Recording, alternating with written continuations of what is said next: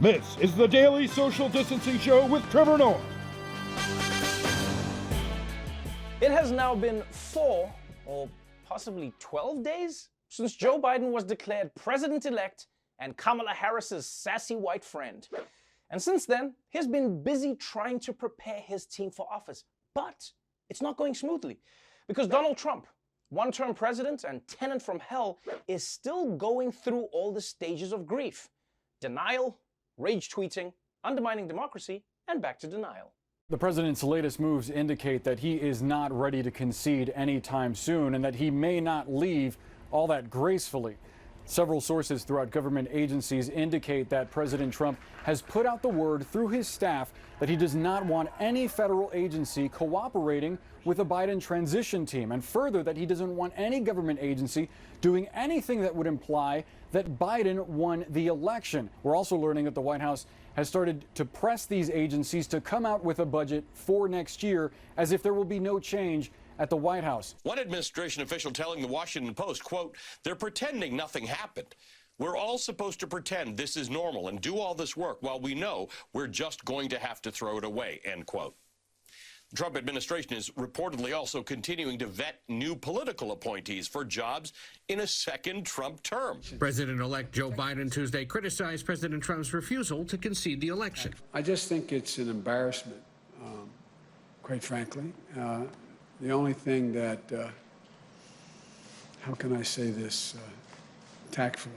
I think it will not help the president's legacy. Shame, guys. Joe Biden is right. Does Donald Trump really want denying the election results to be his legacy? Because I'd like to remember him as the president who kidnapped kids and helped kill 240,000 Americans, not for this. And please, can somebody tell me, how is Trump still vetting candidates for new jobs? What's that job interview like? So tell me, where do you see yourself in 5 years? Nah, bitch, where do you see yourself in 5 weeks? Trump is the kind of captain who would have been taking job applications on the Titanic. So Daniel, do you have any experience working on a sinking ship? Should we leave? A lot of people are jumping overboard. Don't worry about them, they're just being dramatic. Let me show you where you're gonna be sleeping. I mean, guys, it must be so uncomfortable working in the White House right now because everyone around Trump knows he lost, but they've got to all go along with the lie. That's got to be exhausting, especially when you're already running a fever from COVID. But look, I'm sorry, Donald.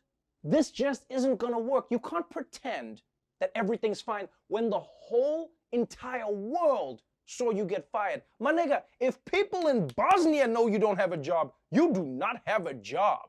Honestly, people, I don't think Donald Trump has ever looked more pathetic than this. And yes, I'm including the time he played tennis in his sport diapers.